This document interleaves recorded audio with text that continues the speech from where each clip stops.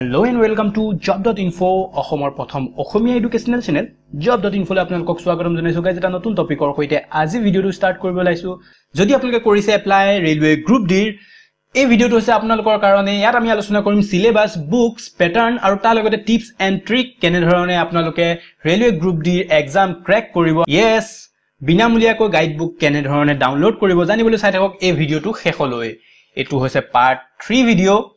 to start কৰা আগতে আপোনালোকে যদি নতুন মোৰ চেনেল তেলকে সাবস্ক্ৰাইব কৰা নাই তেনেহলে প্লিজ চেনেলটো সাবস্ক্ৰাইব কৰি লব এনে ধৰণৰ ভিডিও পাই থাকিবৰ কাৰণে লগতে বেল আইকনটো প্ৰেছ কৰিব নাপাহৰিব গাইজ যেতিয়া মই নতুনকৈ ভিডিও আপলোড কৰিম আপোনালোকলৈ যাব এটা নোটিফিকেশন আৰু লগতে আপোনালোকে ভিডিওটো চাব পাৰিব যদি ভিডিওটো ভাল পাইছে লাইক কৰক কমেন্ট কৰক কিবা ৰিকুৱেষ্ট থাকিলে কমেন্টত লিখিব পাৰে লগতে শেয়াৰ কৰিব নাপাহৰিব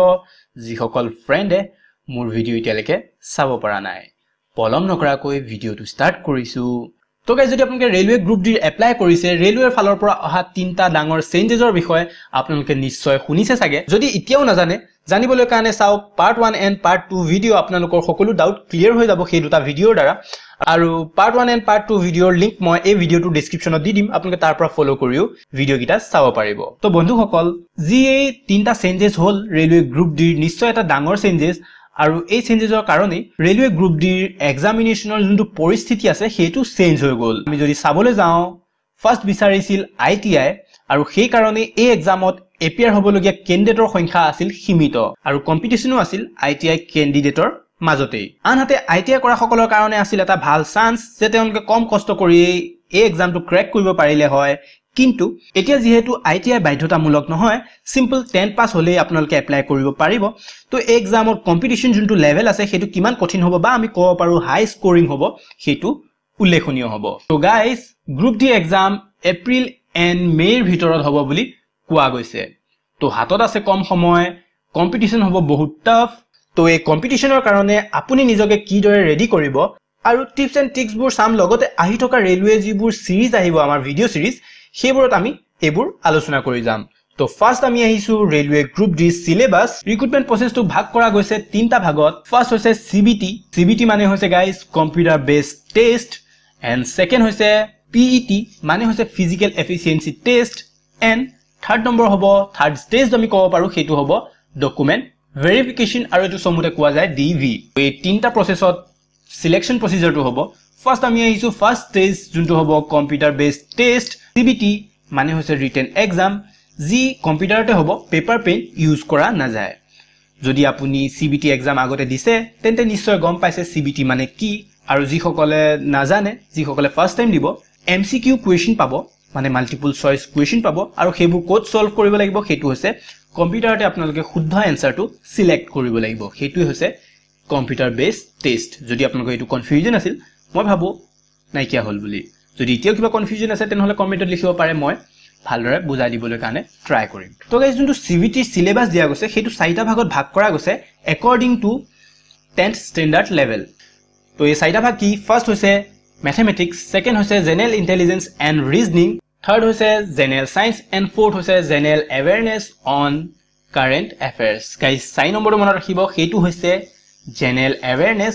অন কাৰেন্ট এফেয়াৰ্স পিছফালে লগাই দিছে অন কাৰেন্ট এফেয়াৰ্স তো এই চাৰিটা ভাগৰ পৰা টোটাল কোৱেশ্চন আহিব 100 কোৱেশ্চন আহিব আৰু যোনটো টাইমিং দিয়া গৈছে ডিউৰেচন দিয়া গৈছে হেতু হৈছে 90 মিনিট 90 মিনিটৰ ভিতৰত আপুনি 100টা কোৱেশ্চন সলভ কৰিব লাগিব তো এই ফাৰ্স্ট ষ্টেজত পাস কৰিবৰ কাৰণে আপোনালোকে যদি ইউআৰ হয় তেনেহলে 40% ওবিসি হলে 30% এসসি হলে 30% এণ্ড এসটি হলে 30% আপোনালোকৰ মাৰ্ক হ'ব লাগিব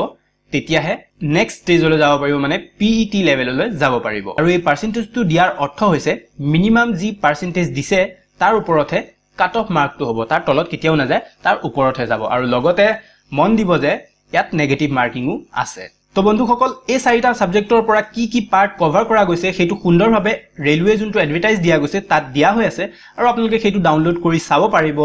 আৰু যদি বিচাৰে ভিডিও থ্ৰু এটো আলোচনা কৰা তেনহলে কমেন্টত লিখিবলৈ কাৰণে নাপাহৰিব আৰু এই ভিডিওটোত আমি কি পাৰ্ট কভাৰ কৰিছে হেতু আলোচনা কৰা নাই কাৰণ ভিডিওটো বেছি দীঘল হৈ যাব নেক্সট আমি আহিছো সিবিটি বা ৰিটেন এক্সাম ক্ৰেক কৰাৰ টিপস এণ্ড ট্ৰিক লগতে কি কিতাপ আপুনি পঢ়িব লাগিব বন্ধুসকল যদি আমি চাও সিলেবাসৰ ফালে চাৰিটা সাবজেক্ট দিয়া হৈছে তাৰে ফাৰ্স্টটো হৈছে ম্যাথমেটিক্স এণ্ড ছেকেণ্ডটো হৈছে জেনেৰেল ইণ্টেলিজেন্স এণ্ড ৰিজনিং আৰু ইয়াৰ কাৰণে আপোনালোকে অল্ড কুৱেশ্যন পেপাৰ ফ'ল' কৰক SSC আৰু অন্যান্য যিবোৰ কম্পিটিটিভ এক্সাম থাকে তাৰ আপোনালোকে অল্ড কুৱেশ্যন পেপাৰবোৰ ফ'ল' কৰিব পাৰে আৰু যদি SSC চাবলৈ যাওঁ তেনেহ'লে আপোনালোকে 10+2 যোনটো এক্সাম হয় তাৰ কুৱেশ্যন পেপাৰবোৰ ফ'ল' কৰিব পাৰে আৰু কাৰেণ্ট এফেয়াৰ্ছৰ কাৰণে মই কওঁ যে প্ৰতিযোগিতা দৰ্পণ বা গুগলত আপোনালোকে পঢ়িব পাৰে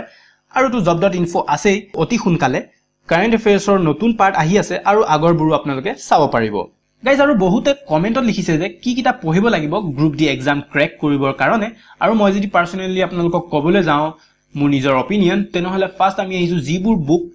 ফ্ৰীতে এভেইলেবল আছে আৰু এই বিনামূলীয়া বুকছতকৈ বেষ্ট বুক আৰু ক'তো আপোনালোকে বিচাৰি নাপায় যিকোনো এক্সাম ক্ৰেক কৰিবৰ কাৰণে যিকোনো মানে ইয়াত কোৱা গৈছে অনলি ৰেলৱে বুলিয়ে নহয় যদি আপোনালোকে